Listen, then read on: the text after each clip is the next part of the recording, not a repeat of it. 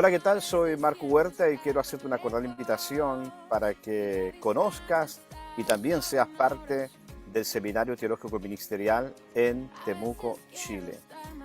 CETEMIN, que es una institución académica que trabaja las modalidades presenciales, pero también la modalidad virtual, es una excelente propuesta académica que comprende áreas de teología, Biblia, historia, pero también teología pública para poder reflexionar la fe más allá de lo eclesiástico.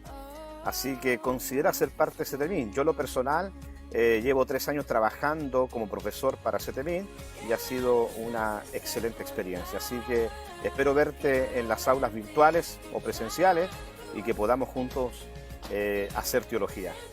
Un abrazo. El abrazo que me da la paz, que la distancia se corta, que pueda verte y escuchar tu Te esperamos. voz.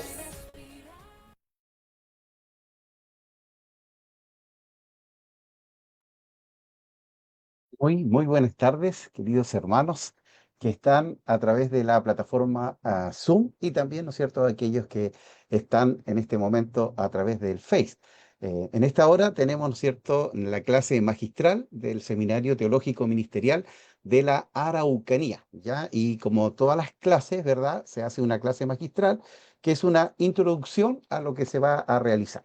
Y bueno, para ello, ¿no es cierto?, contamos en este momento, ¿verdad?, con el doctor Marcos Huerta, chileno, ¿no es cierto?, radicado en Estados Unidos, un amigo, un hermano, que siempre ha tenido la disposición de colaborar con la enseñanza y con la educación. Y ellos van a estar el día sábado, ¿no es cierto?, entregando, ¿verdad?, esta materia o este módulo que es Teología Paulina, junto también al profesor también chileno, ¿no es cierto?, Héctor López. Así que en esta hora queremos que usted pueda estar atento a lo que nos van a estar comentando, enseñando el pastor Marco. Así que Marco, bienvenido una vez más. Chile es tu casa, así que gracias por siempre bendecirnos, ¿no es cierto?, con las enseñanzas y bueno, ha sido una bendición también para el seminario. Así que te dejamos el tiempo para que tú puedas exponer, ¿no es cierto?, esta clase magistral. Muchas gracias Marcelo por esta linda oportunidad. También a todos los presentes. Me siento muy honrado siempre cuando tengo estos espacios y poder contribuir al desarrollo de la educación teológica, especialmente en el sur de Chile, en la cual me identifico mucho, ya que soy hijo del sur. Soy chileno y allá tuve parte de mi niñez y de mi juventud, así que tengo gratos recuerdos de ese tiempo donde pude compartir, crecer, aprender y también ser parte de bellas iniciativas. Así que me siento honrado y bueno, soy el facilitador juntamente con el profesor Héctor López de la clase de Teología Paulina que estaremos dando este sábado a las 9 de la mañana, hora de Chile. ¿Ah? Eh, Era a las 10, pero hicimos un pedido para poder hacerla a las 9 y creo que todos los estudiantes estaban ya habían aceptado esa propuesta y bueno, comenzaremos a las 9 y estaremos tratando con Héctor el tema del pensamiento teológico, por lo menos los principales tópicos de Pablo y también hablaremos un poquito de estas nuevas lecturas que hay, no solamente al personaje histórico, sino al pensamiento. Y ese pensamiento primigenio que nace en el corazón de Pablo, pero también ese pensamiento que se editó, que se fue trabajando, que se fue ampliando en los diferentes momentos de la patrística, pero también en la escolástica y en el presente, con las nuevas lecturas que hay en torno al pensamiento de Pablo. Así que será una clase muy enriquecida porque estaremos abarcando los temas propios de la doctrina, pero también exploraremos un poco sobre las nuevas lecturas que se hacen a los textos de Pablo y al pensamiento de Pablo. Muy bien,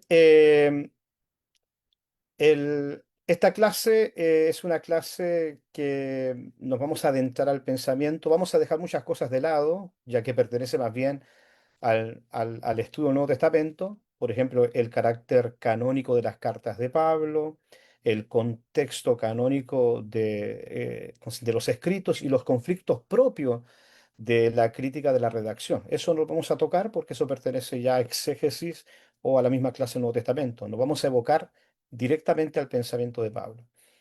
Pero hablemos un poquito de la clase y empecemos a hablar sobre el personaje. El personaje es Pablo, Pablo que nace entre el año 5 al año 10 después de Cristo. Esto significa de que Pablo era 10 a 15 años menor que Jesús. Y Pablo nace en una localidad romana, Tarso de Cilicia, que actualmente es Turquía, y de nacimiento obtiene la ciudadanía romana. Hechos capítulo 22, verso 28 habla de que él nació ya con una ciudadanía romana. Algo sobre eso, que es muy probable que el abuelo de Pablo haya participado de este gran asedio que dio Pompeyo Magno, Pompeyo el Grande, en el año 63, cuando asedia Jerusalén antes de Cristo. Y es muy probable de que justamente el abuelo de Pablo haya sido un inmigrante esclavo, porque Pompeyo llegó a Jerusalén eh, de manera curiosa, no saqueó el templo ni los tesoros, pero sí se llevó a una gran cantidad de personas. Algunos hablan de 15.000 a 20.000, incluso hablan de 30.000. Se los llevó a Cartago, a Roma, y otro grupo lo dejó en Cilicia. Es muy probable de que el abuelo de Pablo haya sido uno de estas personas que hayan quedado en Cilicia como esclavo. Ya el hijo de él, el papá de Pablo, haya comprado la ciudadanía y después Pablo haya nacido ya como un hombre completamente libre, plenipotencialmente romano. Ese es un dato histórico muy interesante de cómo el abuelo él fue un inmigrante esclavo. Bueno, Pablo es de la tribu de Benjamín, él mismo lo dice incluso en alguna de sus cartas, cuando él defiende su lado judaico, y es educado en la escuela de Jerusalén bajo Gamaliel. Eso también lo dice Hechos 22, verso 3, bajo los pies de Gamaliel.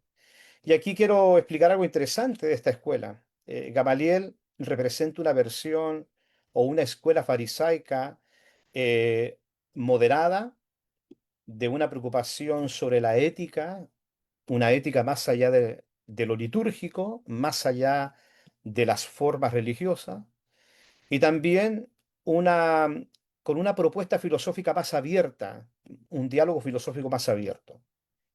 Gamaliel es nieto del gran pensador Gilela, que es prácticamente uno de los fundadores de esta escuela moderada de fariseísmo.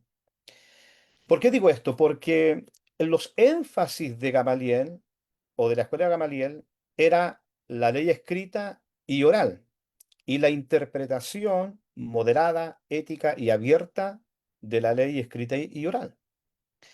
Dos, la pureza ritual, pero sin excesos legalistas. De ahí uno puede darse cuenta cómo Pablo también en sus cartas tiende a golpear un poco a los legalismos, ¿no? Tercera cosa que Gamaliel enfatizaba en su escuela, o la escuela de Gamaliel, la importancia de la caridad, la justicia y la misericordia. Y por ende una justicia no solamente supeditada a cuestiones religiosas o solamente imaginadas en el templo, sino más allá del templo incluso. Y lo cuarto, que era muy interesante, la posibilidad de cierta apertura hacia los gentiles temerosos de Dios. Entonces, la escuela de Gamaliel sostenía esa tesis de que los gentiles podrían participar de alguna manera en alguna apertura de bondad, en alguna apertura de promesa antiguo testamentaria. Y esto es un dato no menor porque ahí después tú te das cuenta, de alguna manera, que esto representaba un piso intelectual en lo que después Pablo construye. O sea, Pablo construye no de la nada y no hace lecturas de su vida en relación a la cruz de Cristo y la experiencia del Señor desde el vacío. Aunque Pablo dice que todo lo ha tenido por basura, sin embargo, en parte hay cosas que él redime. En parte hay experiencias intelectuales que él tiene que subyacen en su ser, que él logra redimirlas, ¿ah? Y logra usarlas o renovarlas para una lectura presente, especialmente aquella que cautivaba su corazón, que es la experiencia con Jesús. Muy bien, ahora, en relación a la conversión de Pablo, su conversión es en el año entre el 33 al 36 después de Cristo. Pablo se convierte. Libro de los Hechos relata que fue camino a Damasco, donde él tuvo una experiencia fenomenológica, una experiencia con el Cristo ascendido. Esta experiencia, tal como lo describe Lucas, no lo relata Pablo. Pablo solamente da referencia de que él ha sido cautivado por el Cristo ascendido, pero no explica, no da datos de su experiencia, sino que eso más bien pertenece a la tradición lucana. Lucas dice cómo fue su conversión. Pablo sí dice que ha sido cautivado por el Cristo ascendido, pero no entra en detalle, algo que sí entra en detalle es Lucas. Así que el hecho de que Pablo se convierte camino a Damasco y los detalles mismos de ese acontecimiento es de tradición lucana. Em, Algo sobre el ministerio de Pablo, especialmente el ministerio literario, que es lo que nos preocupa a nosotros como clase. La primera carta que Pablo escribe es la carta, una de las Tesalónicas y Gálatas, aunque algunos escritores ponen Gálatas primero, otros ponen Primera Tesalonicense, pero en cualquiera de los casos están dentro de la fecha, sea una de las Tesalonicenses o Gálatas, están dentro de esa fecha. Año 49 al año 50 por ahí 50, 51 después de Cristo. Las primeras cartas. Después siguen las cartas, la otra carta de Tesalonicense que está cerca, a finales del 50-51. Las cartas corintianas son del 54 y después le sigue la carta romano. Es interesante que el libro de Romano no fue la primera carta que Pablo escribió, sino que fue una carta que Pablo escribe teniendo casi 20 años de ministerio, en su plenitud, en su madurez intelectual, en su madurez eh, teológica, escribe Romanos, a 20, 25 años. Después, entre el año 60 al 62, están las cartas de la cárcel, Filemón, perdón, Filipenses, Colosenses, Efesios y Filemón.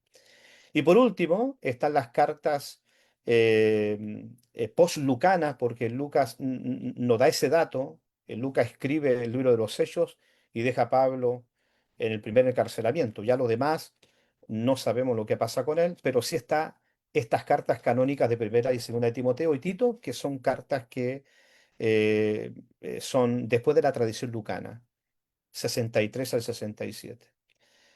Explico esto para que nos demos cuenta de que Pablo tuvo una tremenda actividad literaria y, y esa actividad literaria resulta en la base teológica de donde se construye la fe cristiana. Em, Estamos ante libros que son prácticamente la base del cristianismo que después se institucionalizó, se formó en esta gran iglesia, en este gran movimiento, pero es la base de los primeros cristianos, de cómo fueron reflexionando su fe, cómo fueron entendiendo la fe, cuáles eran las primeras preocupaciones, los énfasis, las preguntas que tenían. Entonces, estas cartas paulinas no solamente son cartas literarias, sino que son también testimonios históricos de cómo se pensaba la fe desde los ojos de Pablo en esta comunidad de finales del primer siglo, prácticamente. Muy bien, he preparado aquí también una presentación que básicamente también la voy a usar en la clase, eh, y vamos a caminar con ella para hacer un poquito más ágil el trabajo. Teología Paulina. Em, Teniendo en cuenta el pensamiento de Pablo que básicamente la espina dorsal de Pablo es la teología de la gracia. Y Pablo tiene en sus ojos la mirada hacia la cruz y la tumba vacía. Es más, él mismo dice que vana es su fe si Cristo no resucitó. Y él también dice que se ha propuesto solamente predicar a este crucificado. Entonces, teniendo en cuenta la obra de la cruz y de la tumba vacía, basado en 1 Corintios 15 1 al 4, Romanos 1 16 al 17, podemos de alguna manera construir lo que probablemente Pablo imaginaba como evangelio. La pregunta sería, ¿cómo imaginaba o cómo podría haber definido Pablo el evangelio? Porque el evangelio es el epicentro de donde él construye todo su pensamiento. O sea, el gran relato de la cruz y la tumba vacía y las palabras de Jesús o las enseñanzas de Jesús representan el núcleo de donde todo se construye. Y eso que se construye le llamamos el pensamiento de Pablo o la teología paulina. Ahora, tomando en cuenta 1 Corintios 15, Romanos 1, podríamos decir que Pablo pudo haber imaginado el Evangelio así. El Evangelio es Cristo, que en perfecta obediencia al Padre muere en la cruz del Calvario. Aquí uno ya se encuentra con un elemento teológico, que la puesta en escena de la cruz viene del acto amoroso de Dios. Dios ama y Cristo, en obediencia hacia amor eterno, va a la cruz. Es un acto de obediencia. Él muere en la cruz del Calvario. Y por la poderosa operación del Espíritu Santo, resucita de los muertos. Aquí Pablo tiene en su mirada, ¿verdad? De alguna manera, el testimonio, el testimonio oral de los discípulos. Ha aprendido mucho del testimonio, de la experiencia de Jesús, de los antioquianos, porque recuerda de que Pablo tomó como iglesia la iglesia de Antioquía de Siria, y ahí él aprendió mucho. Dice la escritura de que en Antioquía había maestros y profetas. Por lo tanto, es muy probable que hayan introducido a Pablo en muchas lecturas que ellos tenían de la experiencia de la resurrección. Dice, por la poderosa operación del Espíritu Santo, resucita de los muertos, conforme al testimonio de las Sagradas Escrituras. Para Pablo era muy importante el testimonio del Antiguo Testamento, ¿no? Porque el Antiguo Testamento representa la garantía de la cruz y la tumba vacía, la garantía de que este Jesús que se le reveló a él es el Mesías, ¿no? Quien vive y reina aseidalmente. El concepto de aseido. Evidentemente que Pablo no usa esta palabra porque es una palabra latina, es una palabra mucho más moderna. Pero la palabra aseido, aunque no es usada en Pablo, sin embargo, la calidad de la misma sí Pablo la comprende, porque para Pablo Cristo es preexistente, Cristo es eterno, Cristo es Dios, ¿no? Entonces, Cristo que murió y resucitó, conforme a la Escritura, Él vive y reina aseidalmente. O sea, vive, porque la palabra aseido significa vive por sí mismo, ¿no? Y todo aquel que cree es restaurado es restaurado en Él como nueva humanidad transformada y salva. El concepto de la nueva humanidad en Pablo es un dato también muy importante, especialmente en esas tensiones que tiene con el tema de la gracia, la ley, la comunidad, Cajal como pueblo de Dios, eclesía, esos elementos eclesiológicos que vamos a ver en la clase el día sábado. Dice, viviendo en eterna amistad y paz para con Dios. Podría, básicamente esto es una forma en la cual podría haber definido el Evangelio. El Evangelio es Cristo, ¿no? Y esta es una forma no sacada de ninguna fuente, sino de la propia información que nos entrega 1 Corintios 15 de 1 al 4 y Romanos 1, 16 al 17. Muy bien, vuelvo a insistir que todo lo que construye Pablo como saber intelectual, como base teológica, como teología viva, eh, sus raíces están en el gran relato de la muerte y resurrección de Jesús y también el mensaje mismo de Jesús, el mensaje de Cristo, las palabras de Jesús, que evidentemente cuando Pablo escribe todavía no estaban los evangelios, ¿ah? Todavía no estaban los evangelios. Pero Pablo se nutre o se enriquece, y digo otra vez, por el testimonio o por las otras lecturas que existían en aquel entonces. Cada persona tenía una lectura existencial de su experiencia con Jesús y eso la transmitía. Lucas mismo dice en su evangelio, dice Lucas, ya que muchos han empezado a articular un relato, a escribir, a interpretar sus experiencias, me ha parecido a mí, oh Teófilo, también escribirte, después de haber investigado, bueno, ¿verdad? Entonces, ahí uno se da cuenta de que Pablo también dialoga y ve y se enriquece con todas estas experiencias, todos basados en el núcleo.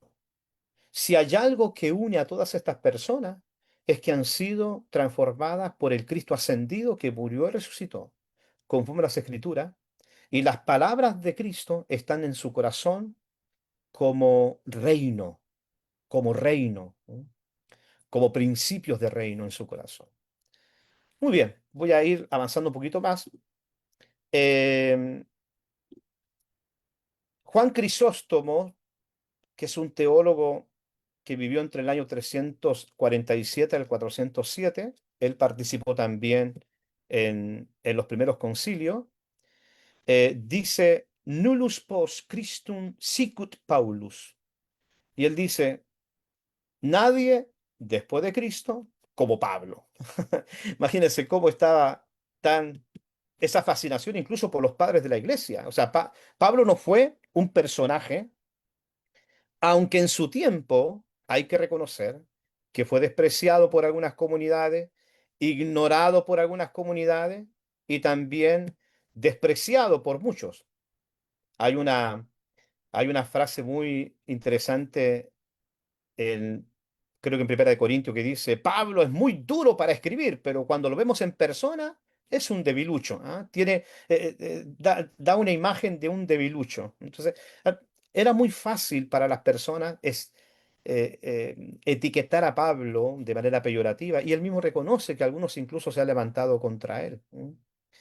Pero después Pablo cuando muere y sus cartas son valoradas por la iglesia del segundo siglo, y mayormente su pensamiento adquiere una notable trascendencia hasta el día de hoy. Yo, en lo personal, le tengo una tremenda simpatía al apóstol Pablo. Le tengo hasta amor, un amor especial, como si fuera un amigo. Cuando esté en el cielo, después de ver a mi padre, a mi papá y besarlo, voy a ir a saludar al apóstol Pablo. De paso, un coscorrón a Adán, ¿verdad? Un coscorrón a Adán. Pero bueno.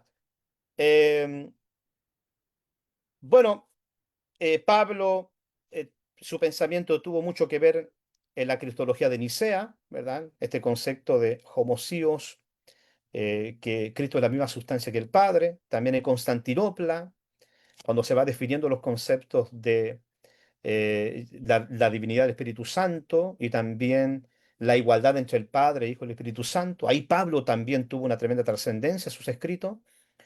El concilio de Éfeso, Calcedonia, donde se fue articulando el concepto de la doble naturaleza de Cristo, una persona y la hipostasis divino y humano en una sola persona que Cristo. Llegamos a la Reforma también. Los textos de Pablo fueron muy importantes en la Reforma. Lutero encontró en Romano y Gálatas el mensaje de la justificación por fe, lo que reformuló una comprensión mucho más amplia de la salvación y una autoridad espiritual de las Escrituras. La contrarreforma también fue una iniciativa de los católicos para poder de alguna manera encontrarse con Pablo y con las lecturas del libro de los Hechos. Y ahí tratan de reformular una justificación, eh, la transformación interior, libre albedrío, la cooperación de la gracia, aunque todavía quedaron cojos porque no podían desembarazarse de este concepto de las obras como una operación de cooperación de la gracia. Bueno, en el tiempo moderno hay lecturas críticas del texto bíblico, como Bullman, Baur, donde incluso se desestima de que algunas cartas de Pablo no hayan sido escritas por él. Ahí en la clase vamos a entrar un poquito en esa discusión. Y también algunos estudios contemporáneos, que son las nuevas relecturas a Pablo, las relecturas multidisciplinarias o interdisciplinarias, estudios de género, filosofía, sociología, estudios postcoloniales, las lecturas de la teología negra, africana, Asia, latinoamericana, al mensaje de Pablo, que también son un desafío y hay que dialogarla. No vamos a entrar a ellas ahora, pero en la clase sí vamos a entrar de manera compendiada, no profunda, porque no es una clase de teología contemporánea o una lectura contemporánea a Pablo, pero sí vamos a entrar un poquito al tema. Las enseñanzas. ¿Qué vamos a hablar en nuestra clase? Cristología de Pablo. Pablo proclama que Jesús es el cumplimiento de las promesas del Antiguo Testamento. Su muerte y resurrección es el núcleo del Evangelio. Aquí muy interesante, de que, como he explicado, toda la teología de Pablo, toda, de alguna manera, eh, desembocan en la cristología. Es como una especie de un delta donde está el gran lago o el mar y hay una diversidad de desembocaduras. Si queremos hablar de la iglesia, tenemos que hablar del Cristo que murió y resucitó. Si queremos hablar de discipulado, tenemos que hablar del Cristo que murió y resucitó. Si queremos hablar de escatología, tenemos que hablar del triunfo de Cristo que resucitó y murió y resucitó. Entonces, todas desembocan. Por eso que Pablo, Cristo, era de alguna manera un, una realidad existencial, a tal punto que él dice, ya no vivo yo, sino Cristo vive en mí. Y esto es algo sumamente radical en el pensamiento paulino. ¿No? Pablo descubre una novedad de Dios en Cristo. Y él toma todo lo que ha aprendido y lo empieza a interpretar, algunas de ellas los desecha y otras cosas los redime, para interpretar toda su vida desde la cruz y la tumba vacía. Dice que ahí está su gloria y el sentido de todo su existir. La cruz no solamente es un sacrificio, sino una victoria sobre el pecado y la muerte.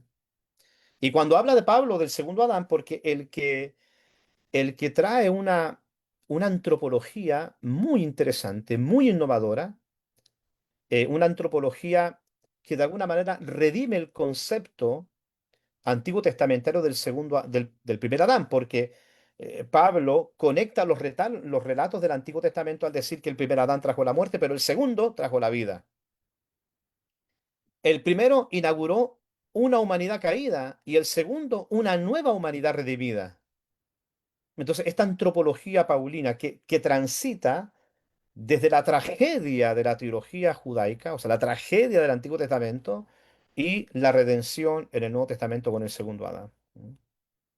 Aquí también, dentro de la cristología, hay una riqueza filosófica, que es el concepto de Kyrios, Señor. Pablo toma este concepto muy propio de la filosofía estoica y de la política romana, que implicaba el Kyrios como la autoridad suprema, a tal punto de que el concepto Kyrios no solamente era una cuestión político o geopolítico, sino también una cuestión universal. O sea, el César Kyrios era incluso mayor que los dioses.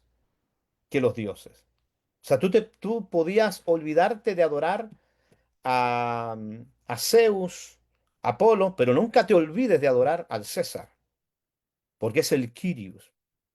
Pero Pablo llama a Jesús Kyrios también. Y Pablo eh, resignifica ese concepto, hablando de que Kyrios no solamente es mayor que todos los poderes, sino que es mayor que todos los dioses también. Y es el Señor de todas las edades. Todas las edades. Porque recuerden de que en el concepto de Kyrios para los estoicos o por la política romana, es el Kyrios correspondía a esta deidificación del César de turno. O sea, tenemos a César, ahora tenemos a Tiberio, Nerón, o sea, es el Kyrios de turno. Pero cuando Pablo declara a Jesús como Kyrios, lo declara como Señor de todo poder geopolítico, Señor de todo lo que existe, pero Señor de todas las edades, un elemento de trascendencia. Él es Señor de todas las edades y no ha habido, ni habrá, ni existe ni habrá un Señor como Él. Y ahí es algo que supera el propio concepto de Kyrios. Eh, También la justificación por fe, que es un tema muy importante en Pablo. El ser humano es justificado por la fe en Cristo. Pablo habla de la justificación y en este sentido Pablo es muy innovador, porque ustedes saben que la justificación en el judaísmo venía con el tema de las obras de la ley y Pablo supera los límites de la ley y trae algo muy innovador. Cristo es la justificación, su obra. Pablo reconoce que la salvación es por obra. Claro que sí. Si uno le hubiera preguntado, Pablo, ¿la salvación es por obra? Dice, claro que sí, por las obras de Jesús. ¿Ah? Porque para él, Jesús, su muerte y resurrección, es la gran obra y es la única obra donde todo se descansa. Y la salvación es recibir esa obra. Por lo tanto, no es un acto gratuito, hubo un pago, hubo una obra. Y Pablo lo reconoce. Y no por las obras de la ley, ni por nuestras obras, sino por la obra de Cristo. La justificación es un acto jurídico de Dios, el cual declara justo al pecador por medio de Cristo. Aquí Pablo también es muy profundo porque hace un uso de la palabra dikaiosunen en griego, la justicia. Dikaio, justo. Dikaiosunen, la justicia. Y la palabra dikaiosunen, aquí tenemos a Héctor que podría ayudarnos mejor como un hombre jurídico, pero Pablo lo toma como un elemento hablando sobre el favor. Está la ley. Dios, Cristo, no desconoce la ley, pero en su misericordia Él supera la ley. Él quiere superar la ley en el sentido de que pone sus promesas y su amor como el espíritu mismo de la ley y no la ley escrita, no la ley escrita. Por ejemplo, una situación en David. David cuando peca, ¿se acuerdan? Él pecó y vino Natán y le dice, tú vas a morir. Natán de alguna manera le recita desde la ley lo que iba a pasar con David. Tenía que morir. Y David empieza una serie de salmos, salmos muy particulares porque la teología que él presenta en su salmo pareciera que no fuera parte de su tiempo. Porque David dice, júzgame de acuerdo a tu justicia. No dice de acuerdo a la ley, sino tu justicia. Y cuando uno lee los salmos, como que da a entender que los salmos se definen así. La justicia es la fidelidad de Dios no a la ley, sino la fidelidad de Dios a sus promesas por amor de su nombre. Este concepto, por amor a su nombre, por amor a mi nombre, los profetas lo dicen, los salmos lo dicen, y esto como que te da a entender que el concepto de justicia que apela a David es aquella de Dios que tiene como base sus promesas, su amor y no la misma ley. Ahora, ¿por qué te digo esto? Porque Pablo conoce los salmos y es lo que explica aquí. Pablo dice que nuestros pecados fueron pasados por alto. Pablo dice de que la justicia de Dios está sobre, dice, no la ley, sino se ha revelado la justicia de Dios, pero está pensando él en la tradición de los salmos. Recuerda de que como fariseo era un lector maravilloso del concepto de la justicia justicia no solamente de Levítico, sino también justicia de los Salmos. Entonces, para Pablo, la justicia sigue siendo en esa tradición de los Salmos, la fidelidad de Dios a sus promesas, por amor de su nombre. Por eso de que David apela a las promesas. Júzgame de acuerdo a tus promesas, ¿m? O a tu justicia. Y esto es algo precioso que podríamos explorar y profundizar de manera inclusive mucho más amplia, viendo los elementos que conllevan esa justicia. También Pablo habla de una espiritualidad observable, es parte de su teología. El Espíritu Santo da vida nueva, libertad y poder para vivir según Dios la vida de Jesús. Es la garantía de la herencia futura y el vínculo con Cristo. El creyente ya no vive bajo la ley, sino bajo la guía del Espíritu. Y es interesante este concepto de que la vida del Espíritu. Y ahí Pablo introduce este bello tema del fruto del Espíritu, que para Pablo el fruto del Espíritu es Cristo mismo, si uno, porque es en singular, el fruto. ¿Por qué dice el fruto? Porque el fruto es una persona, es Cristo. Pero ¿por qué habla del amor, gozo, paz, paciencia? Bueno, esos son virtudes del fruto. Es como cuando uno hace un rompecabezas. Cuando uno hace un rompecabezas, ¿verdad? Son varias piezas y forman un gatito. ¿Eh? Formaste un gatito. Cada pieza es una virtud que cuando se van ensamblando forman la imagen. Lo mismo, para Pablo es Cristo el fruto. Es Cristo la vida nueva. Es Cristo la belleza de la vida. Ya no vivo yo más, Cristo vive en mí, la virtud de Cristo. Pablo constantemente habla de los frutos de Cristo incluso. Entonces, hablando de que el Espíritu Santo va formando la vida de Jesús. Y cuando forma la vida de Jesús y vamos aprendiendo a través del Espíritu la vida de Jesús, el resumen de la ley justamente se hace posible. Porque Jesús mismo dijo, yo resumo la ley de esta manera, ama a Dios y ama a tu prójimo. Después el apóstol Pablo también profundiza este concepto de amar a Dios y también amar al prójimo. Y amar al prójimo conlleva actos de sacrificio, de bondad, de amor. ¿No? Y Cristo es el resumen todo de la ley. ¿No? Bueno, ahí podríamos explorar también en clase muchas cosas. Eclesiología viva también. Ya estoy ya finalizando, ya me queda solamente unos... ¿Cuántos minutos me queda, maestro Marcelo? No quiero pasarme. Ok. 1 hora me puso. In- lo interpreto como 1 hora. No, no, no. La iglesia es la nueva comunidad, formada por judíos y gentiles en igualdad. Y esto es un concepto importante. Pablo nunca imaginó la iglesia jerarquizada, porque estaba cansada de esa jerarquía propia del judaísmo. Pablo habla de una iglesia más egalitariana, de igualdad, donde hay, eso sí, personas con responsabilidades, donde se le ha dado la alegría de poder servir al prójimo. Este concepto de servir, de bendecir. Y Pablo, para poder evitar la jerarquización, usó metáforas como el cuerpo. Somos como un cuerpo. O sea, ¿es más importante el oído que la nariz?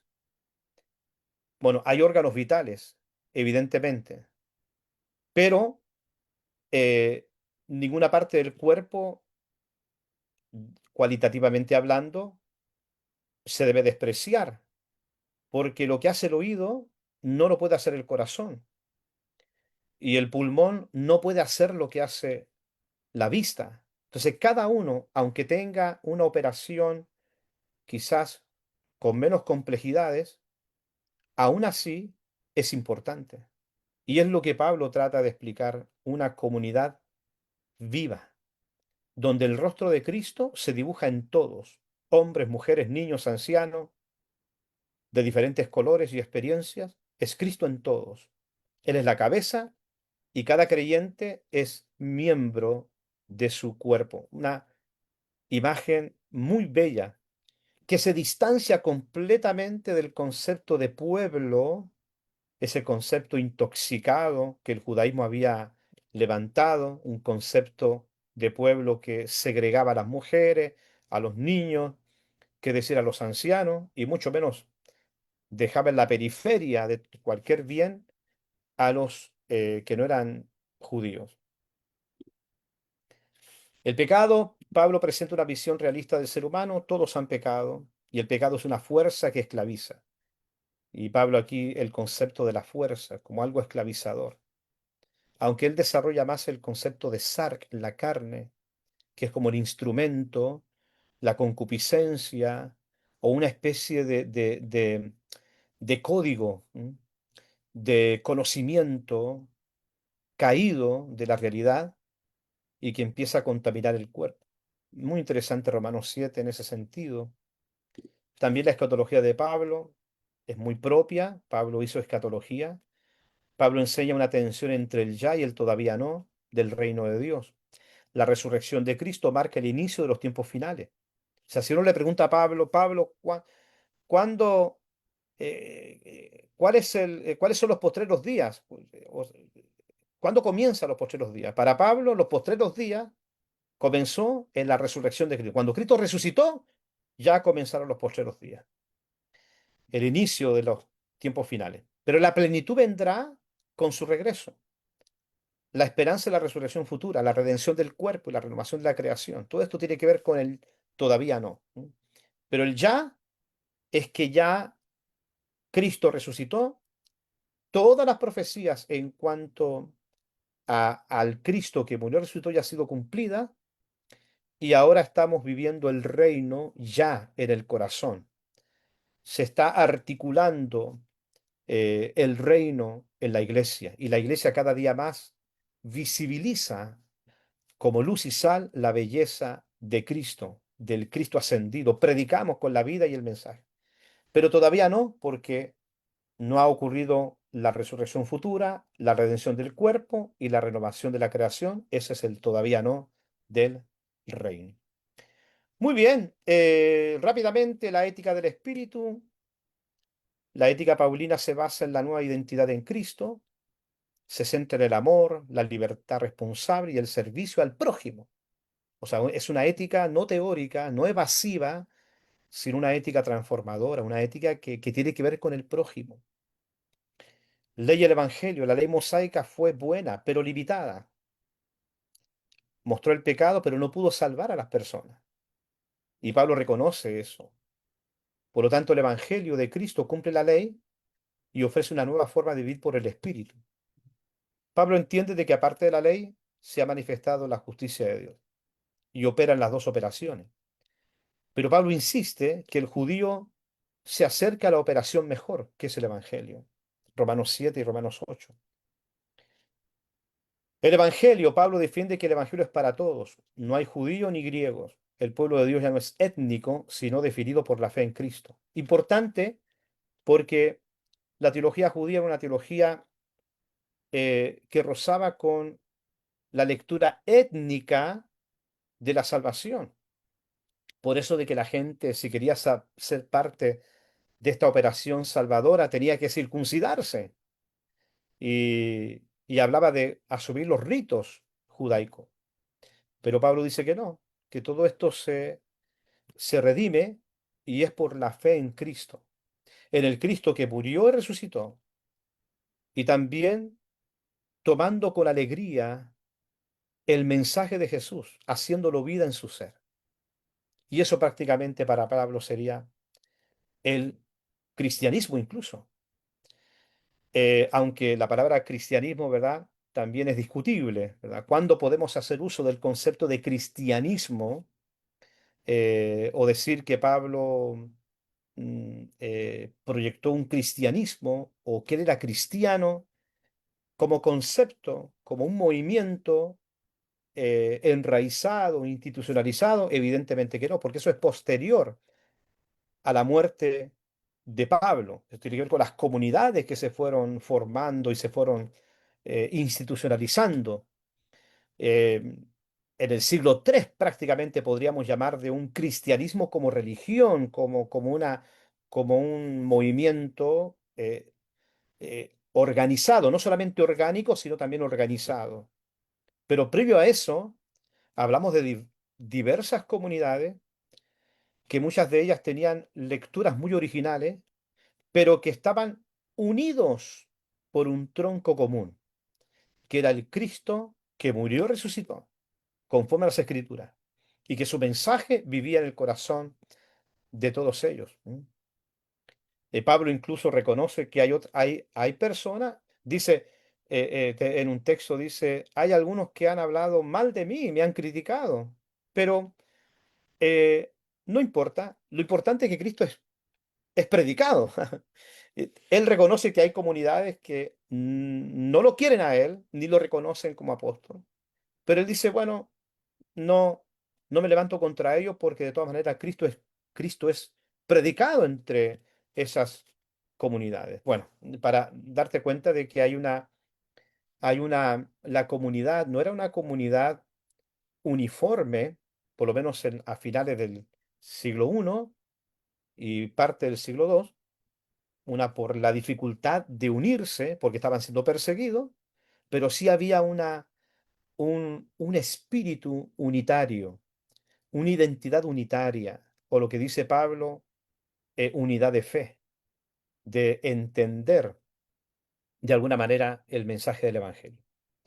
Aunque Pablo también usa los conceptos de iglesia, yo le hablo a la iglesia de Éfeso, a la iglesia de Esmirna, porque él reconoce que todos estos movimientos, aún diversos, comparten esta visión unitaria de Cristo.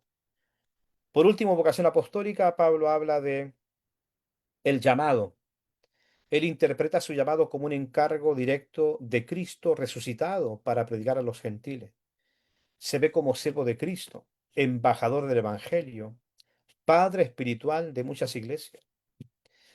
Y es más, Pablo dice que todos nosotros también hemos recibido ese cometido apostólico. Él dice que hemos recibido el apostolado de Jesucristo. Todos nosotros, hombres y mujeres, niños, ancianos, somos apóstoles de Jesucristo, porque somos siervos de Él, embajadores de su Evangelio.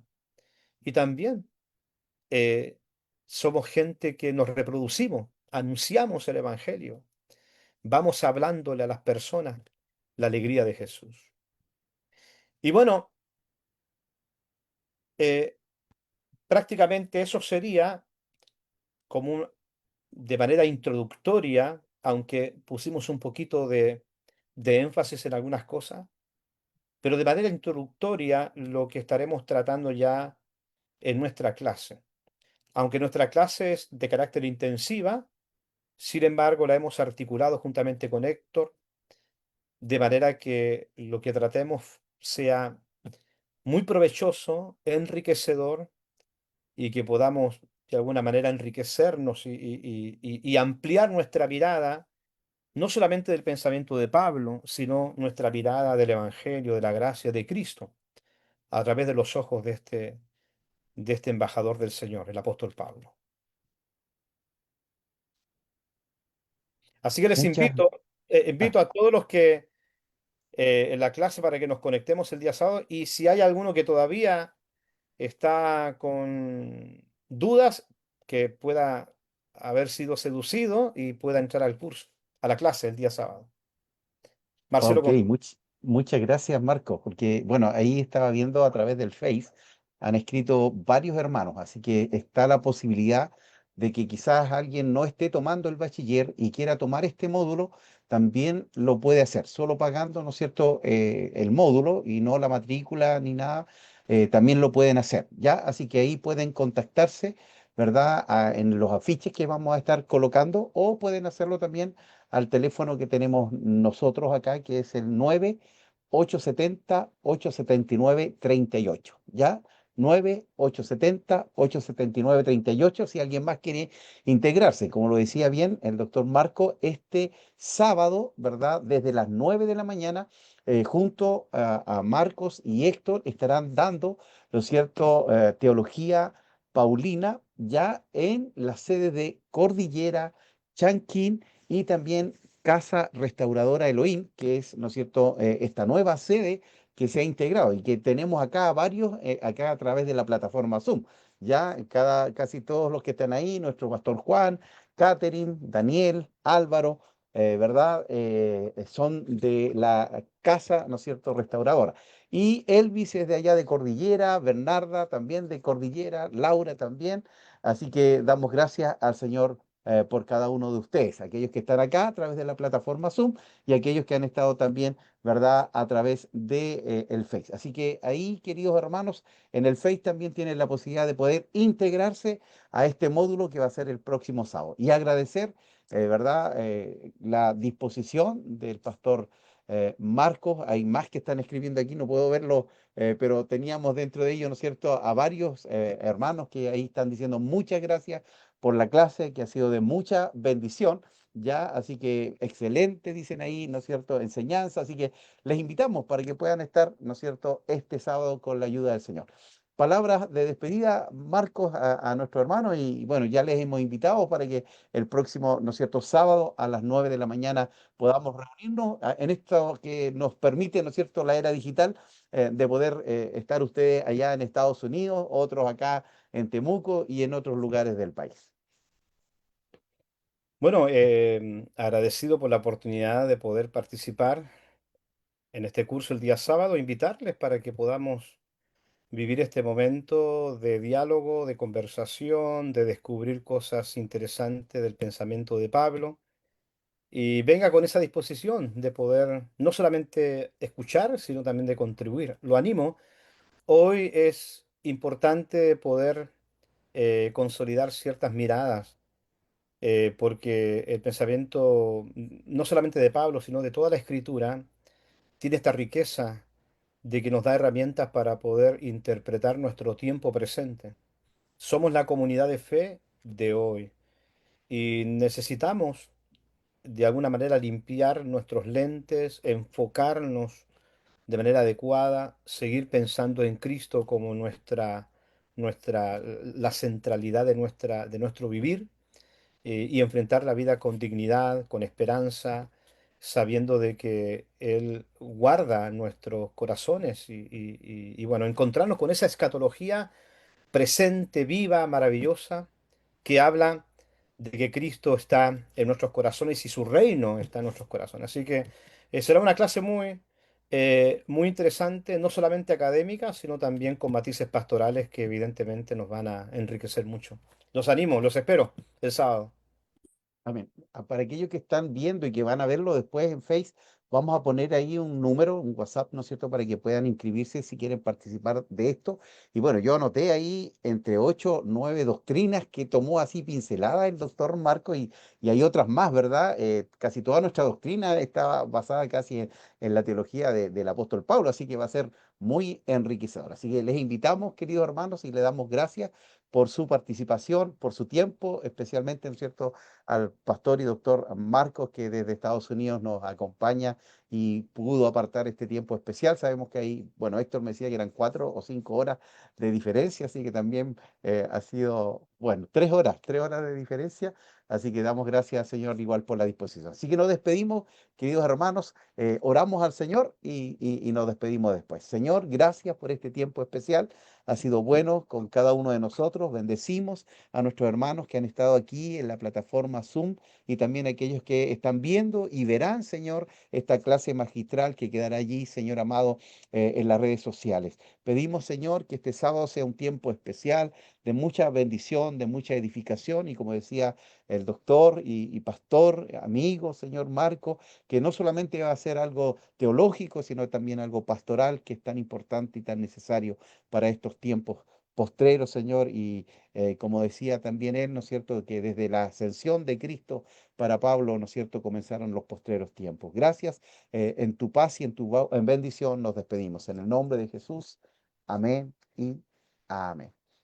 Amados, que el Señor les bendiga a cada uno de ustedes. Un placer haber estado hoy juntos con la gracia y la ayuda del Señor. Muchas, muchas bendiciones. Nos despedimos.